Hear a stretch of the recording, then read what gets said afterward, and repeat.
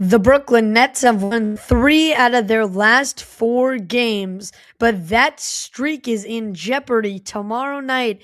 After a week-long break, the Brooklyn Nets travel to Dallas to play the Mavericks in what should be a very exciting matchup and what will give us a ton of insight moving forward with how the Nets approach the trade deadline and the remainder of the season, as the trade window is only 4 days away, beginning on the 15th of December. Hello, everyone, and welcome back to the Brooklyn Boys Show. As always, joined by your host, Josh Woolever. Glad to discuss all things Nets basketball with all you guys. Thursday, December 11th is the date.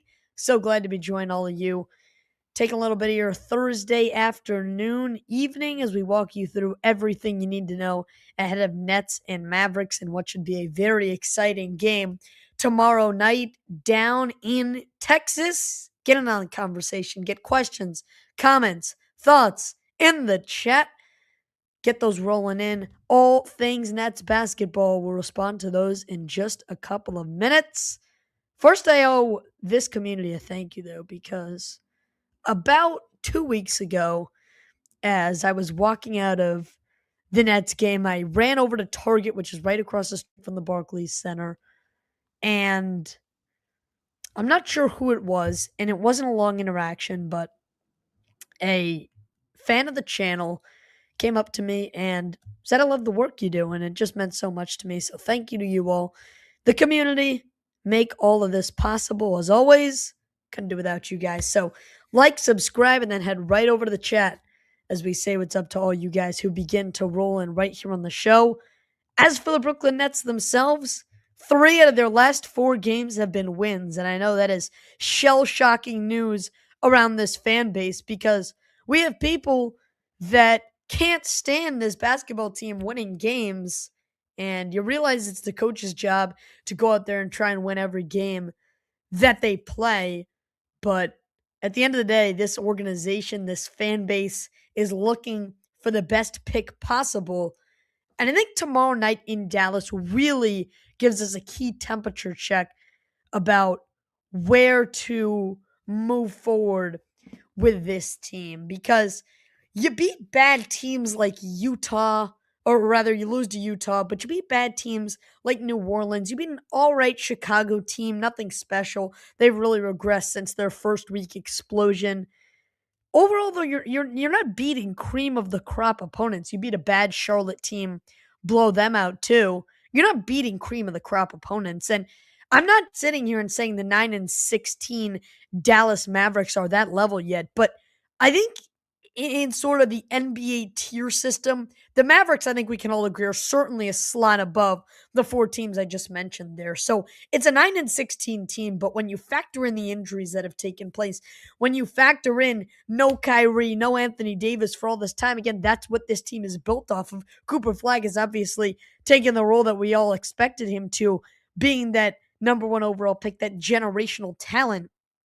The Nets played with and beat some bad basketball teams. They will take a step up and win a high quality game in Dallas tomorrow. And if they win that, that is really when I start ringing the bells in my head about the direction of this team. I don't have any problem beating a bad Charlotte team at home. That's not like concerning to me. I don't go, "Oh my goodness, that's going to ruin a pick." It's like, yeah, bad Charlotte team. The Nets have a good chance. Like, this isn't generationally bad basketball like some people expected going in. There were analysts all around the NBA saying that heading into the season, the Nets will be the worst team to ever play an 82-game basketball season. That this is 2009 Charlotte Bobcats level bad. This roster is so poorly constructed, they might get blown out by 40 every night. That's not what's happening, though. The Nets are playing some comprehensive basketball. And whether you like it or not, whether you're a tank fan, whether you're going to every game trying to win fan, you have to understand that this team, regardless of what you hope for, is going to play with and sometimes beat the bad opponents. That's why in August, we called December Merry Tank Month. If they were really all in on the tank, these games would not be wins. In the first week of December, the Nets played 4 bottom tier opponents. Maybe Chicago, you can call them the tier above bottom feeders, the worst of the play-in teams. And they won 3 out of those 4. So no, I'm not truly pissed off, but where things really derail is if you go into Dallas, you grab a win, and then you really, really are beating genuine competition. And it's not like the other teams aren't genuine competition. But again, the hierarchy system. Dallas is above the 4 teams that the Nets played with. So Sean Marks needs to figure it out if this team wins in Dallas tomorrow. I think there is a much greater effect than a win or loss tomorrow against the Mavericks. It is the difference between, oh boy, this thing is off the rails bad. This team is going to screw themselves out of another top-level pick. This team is going to miss out on the top 4. This team is going to go back to picking 8th. And this team is going to miss out on one of the greatest drafts the NBA has seen in a while. That's where Nets fans will be, especially if the Nets win a convincing one in Dallas tomorrow. And I don't blame them. Because yes, you can say deadline, they'll get worse. Yes, you can say this team will drop games down the stretch. This is just a hot streak. So yes, you're right. Maybe they do get worse as the season progresses. But you don't just start erasing wins out of that and improving your draft lottery in April. So where you set yourself up for your post-deadline team, it's going to be worse. The Nets are going to try and offload and prepare for a worse second half. Yes. However, at the same time, preparing for a worse second half of the season doesn't mean you just get to wipe wins off the board and improve your stock. So a lot at stake on a Friday night in Dallas.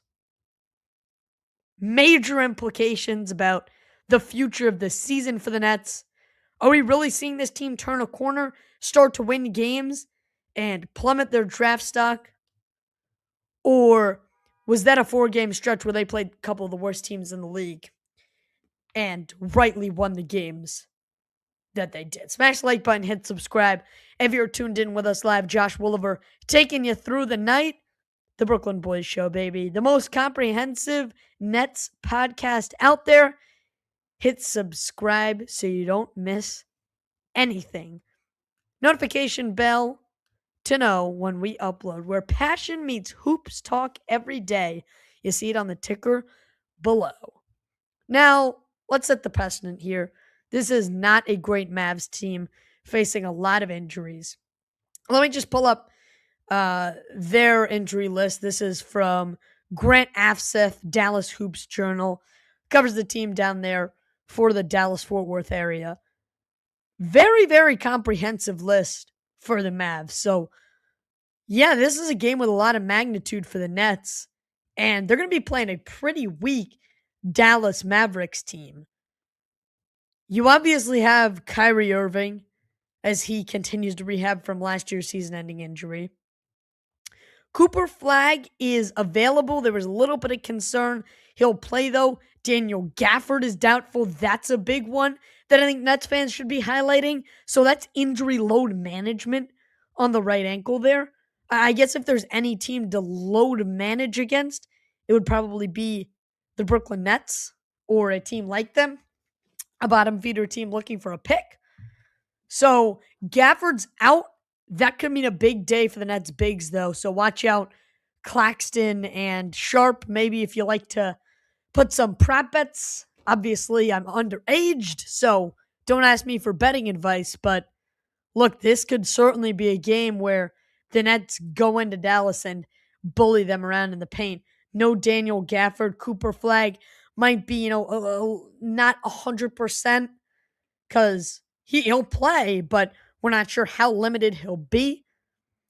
Kyrie Irving, obviously, we talked about out. Then also Derek Lively, also out for injury management. And so is Dante Exum. So a big portion of the Dallas bigs will be either missing time due to a season-ending injury if you're Kyrie, or if you're Gafford or Lively or Exum, it's injury management.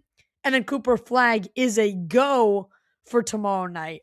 So that is where the Mavericks stand on their end of things in terms of injuries. For the Nets, good news across the board. The usual two suspects, Haywood Highsmith and Cam Thomas, have been ruled out as per usual.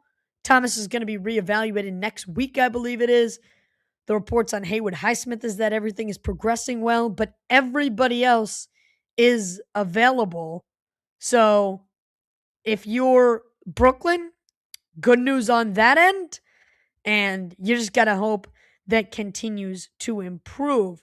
The Mavericks lost 3 of their last 4 to end the month of November, but have been hot recently when their last game to end the month of November against the Clippers beat the Nuggets on the road, come home, beat the Heat, lose to the ridiculous 24-1 Thunder, so you can't blame them there, and then beat the Rockets at home. So you're talking about 1, 2, 3, 4. In your last 5 games, the Mavericks have won 4 of those.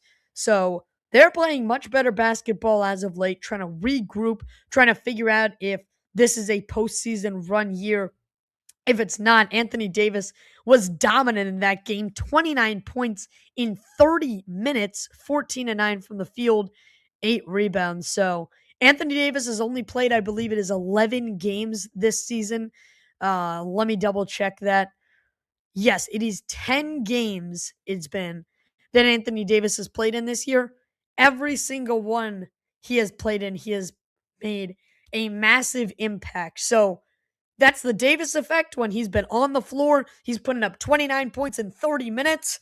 When he has been injured and off the court, this is a Dallas team that really struggles. And you saw the 3 guys there, Exum, Lively, Gafford, can all play key roles in the paint. And imagine if Anthony Davis is also out of this game. So I think Brooklyn has their hands tied up if you're Nick Claxton there. The rest of the paint in terms of Day'Ron Sharpe, or I guess you could say the minutes where AD is not out on the court, Brooklyn should be able to dominate on that end of the floor. But Nick Claxton has his hands full. Obviously, for Dallas, they hoped they would get some more interior depth, a team that really lacks, besides Davis, a couple more true bigs. They don't really have a true center on that team because they have a lot of forwards, but not a lot of centers. And even if you're saying Exum, Lively, Gafford are all out, that will play a big role. Smash the like button, hit subscribe. If you're tuned in with us live, that injury report, Dallas Hoops Journal reporter Grant Afseth covering the Mavs. So thank you very much, Grant. Much appreciated. Not a great Mavs team, facing a lot of injuries, but when you come in hot in the NBA, that's something that you can really ride. And this Nets team has not or will not have played since Saturday. So you're talking about a 6-day break for Brooklyn compared to a Mavs team who has won 4 of their last 5. And albeit, I'll tell you what, it's not against the Hornets, Bulls, and Pelicans, a couple of the worst teams in all of the NBA. It's against some great opponents like the Denver Nuggets, like the Houston Rockets, that are really pushing as contenders in the West. So Dallas has made a statement over their past week or so. Brooklyn has too, but against much less dominant opponents. But you also have to acknowledge that Brooklyn's statement is also extremely valid. It's a statement, almost a cry for help about what this team does, what the direction is that they continue to win. Look, if this team wins every game from here on out, perfect. They're obviously contenders. We all know that's not going to happen, so there's no need to play that hypothetical out. The most realistic scenario right now is the Nets continue to win games in December, and it comes back to bite them in April. But look, that doesn't mean I sit down on my couch. I turn on the Yes Network and I say, okay, let's go Mavericks. How can I root for the Nets to lose their top seed tonight? That's just not something I'm able to get behind as a sports fan.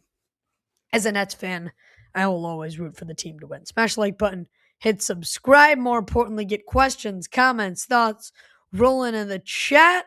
Ryan's Big Blue podcast. Follow a young content creator like I am. If you're a Giants fan, check out his channel. Ryan, how's it going? He says, that's awesome. Saw your tweet blew up. 2, so keep killing it. Much appreciated, Ryan. Yes, I did have one of my tweets blow up. It was the post-game show against the Jazz, and we got a huge outreach. I think over 140,000 views up to this point, 800 something likes. The likes of Keith McPherson commenting. We got a couple big time retweets. Evan Roberts on the fan. So we actually reached a large audience over the weekend. So much appreciated to all of you guys continuing to support us. You want to know where you can find that same content? Don't have Twitter. Follow the Brooklyn Boys over on Instagram, completely free. Helps us blow up there as well. Just surpassed 200 followers and only growing as well. Our guy BC, with his usual go Lakers in the building, Mr. Reeves. And look, LeBron's been back, so it's Showtime Lakers over out there in LA, BC. Keep us in the loop. Keep us updated there. To the rest of you tuning in, you can also get in on the conversation. Hit the chat. Let's talk all things Brooklyn Nets when you're ready to. But look, I think we've gone over what both teams' expectations are heading in. I think we know what this Nets team is going to be laser focused on, what the impacts are, should they win, should they lose. Both teams coming in hot. Nets 3 of 4, Dallas 5 of 6. But if the Nets really want to win this game, it's going to be focused on the role players. And that's Zaire Williams, that's Terrence Mann, that is Tyrese Martin. Those three play a absolutely pivotal role for this Brooklyn Nets team because, well, without them, first of all, this team isn't going to get any quality minutes on the bench. But when you have them in the game and they just can't seem to produce, like we've seen out of Tyrese Martin over the past 2 weeks, it is such a negative for this team. And it's not just that Tyrese Martin can't score the ball for his life. It's not just that the guy doesn't play defense, but it's also the fact that it just genuinely brings down this team's offensive capability.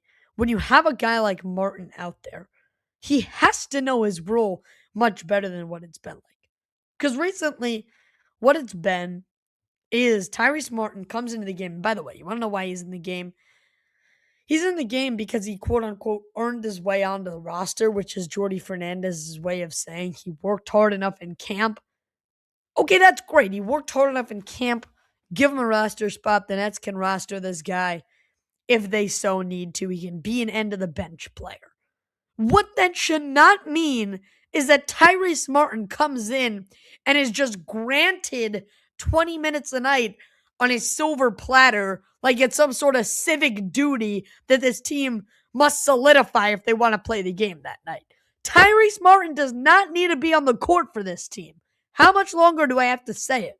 It was Tosan Awoma last year when he played as my least favorite net, and it has quickly shifted to becoming Tyrese Martin because not only does the guy play 20 minutes a night and have no role on this team, not only can he not shoot, he does not realize when he needs to stop.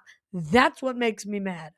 Okay, you don't have it that day. Perfect. Start passing the ball. Don't just keep pulling up until you go 0-8. You're not Kobe, all right? You don't need to take the Mamba mentality into Barclays Center and spoil, for example, Danny Wolf dropping 25. Pass him the ball. Ever heard of feed the hot hand? Tyrese Martin, I mean, man. I'm sick and tired of that guy continuing to play for this team. There has to be an end in sight with this with Tyrese Martin. There has to be. I'm not going to accept this guy on the court much longer, especially not at the rate that he's at. Terrence Mann, I mean, same thing could be said for him at the beginning of the season. Luckily, the Nets have realized that they need to just back off of that, just disassociate with Terrence Mann being on the floor. And then Zaire Williams, Exact opposite. You want to win a game, get Zaire in there. So he's been huge the last couple games. I believe he had 30 plus against the Jazz. So you get a guy that's giving you that much of a positive impact on the bench is awesome, but it gets just as spoiled when somebody like Tyrese Martin comes in and just ruins that positive impact. Smash the like button, hit subscribe. Continues to keep us rolling. Groundskeeping notes. The Brooklyn Nets recalled Drake Powell and Nolan Traore from Long Island earlier today. As we would expect, the only reason they made that move in the first place was because Long Island had 2 games during this week compared to the Nets, none. So you want to continue to get them in the flow and continue to develop them. And very, very positive sign because Nolan Traore on Long Island last night, or rather 2 nights ago, had a very, very strong performance. I'm trying to pull up the official stat line here. 115, rather 95. Traore hits 18 points on 7 of 11 shooting and 2 of 2 from 3. So Nolan Traore, a big time game. Nets blew out the Knicks G League affiliate. And Nolan Traore, another big game down there in the G League. When that translates to the NBA, only the coaching staff knows. That's a very interesting one. But look, as long as he continues to develop at the lower level, I'm completely fine with that. He's the youngest of all the rookies that Brooklyn has. So certainly time to develop him. No need to press the panic button because he's not contributing at the NBA level this year. That would just be a silly thing to do. And then Drake Powell, someone who has already solidified himself as a very, very good defender, even at the NBA level for such a young career. Obviously, the 3-point shot needs to continue to come along if he wants to solidify himself within a sort of offensive role, unless you're just going to play him like a defensive specialist at the end of games. But, you like the development from both of those guys, and I think the Nets do the right thing, call both of them up. You should try and get Traore a little bit of run tomorrow. I'd be extremely interested to see how he plays against Dallas. Dallas, a team that can be very physically imposing, though they are missing a couple of their big boys down low.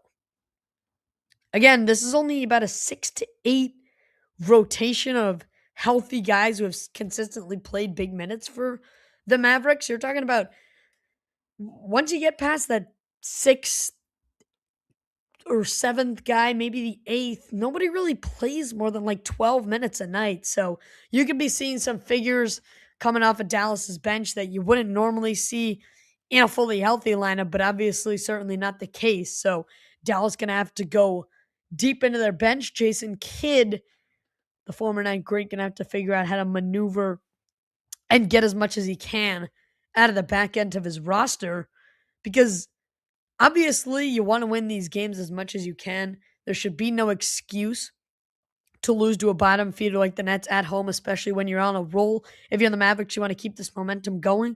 But at the same time, you can't afford to have another guy go down with injury for an already an injury-loaded team. Like, imagine AD gets hurt. That the Mavericks just cannot afford that.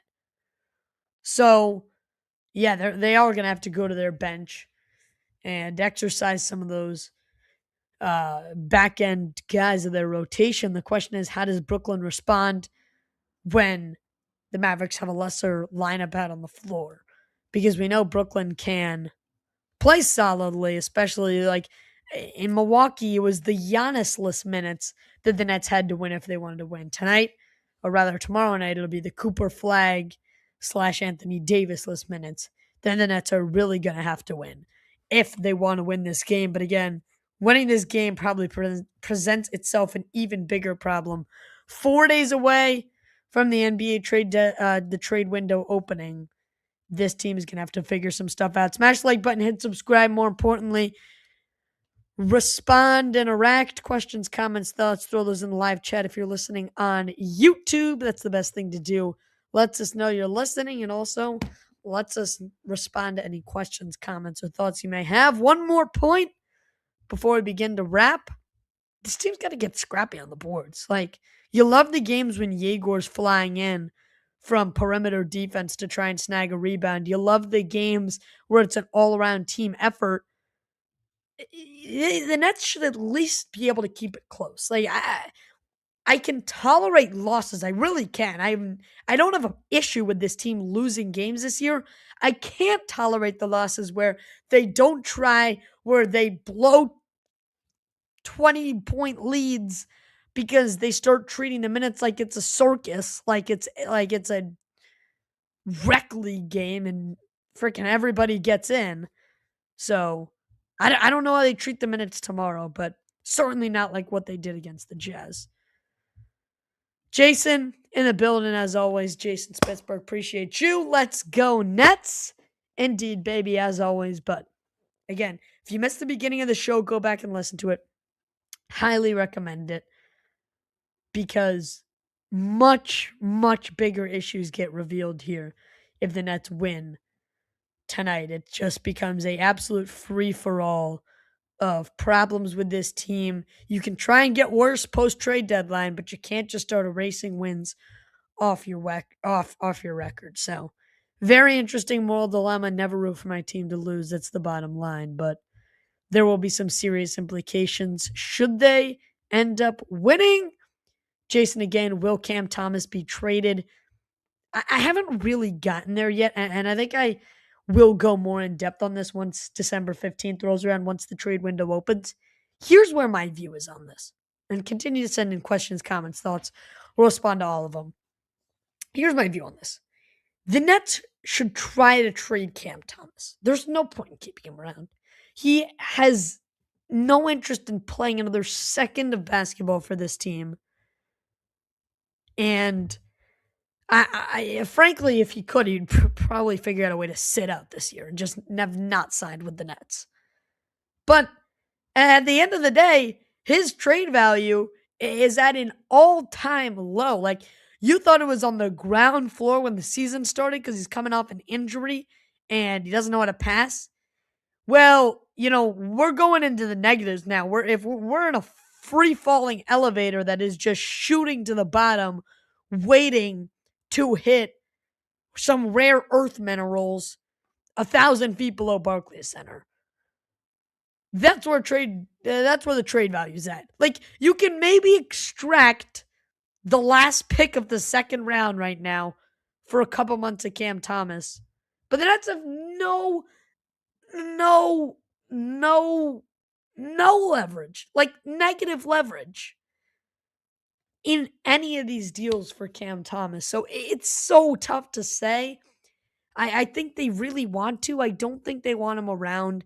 If you have to, I wouldn't hate cutting the guy. Like, I know it sounds harsh. This team really needs to set themselves up for failure in the second half. This team does not want to win games post-trade deadline. So if it takes cutting him, it takes cutting him. But you already have what? Close to 20 second-round picks over the next, 7 years? Is that last second-round pick really going to, nudge you over the edge? I don't know.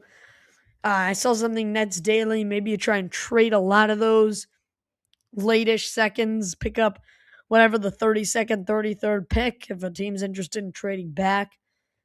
You got to do something with them, though. There's no room for 19 second-round picks over the next 7 years on this roster. And I don't think adding one more is really going to change anything. Would you rather get a second than just dump them for nothing? No. But remember, Cam Thomas still has that no-trade clause, and that's clearly important to him because the Nets offered him a contract for almost twice as much money in the offseason that he decided to decline just to be able to hold that no-trade clause. Smash the like, hit subscribe if you haven't done so yet, man. The Cam Thomas situation is crazy. How that all went up in flames from the Nets basically having as much money as their little hearts could desire in the offseason to spend it.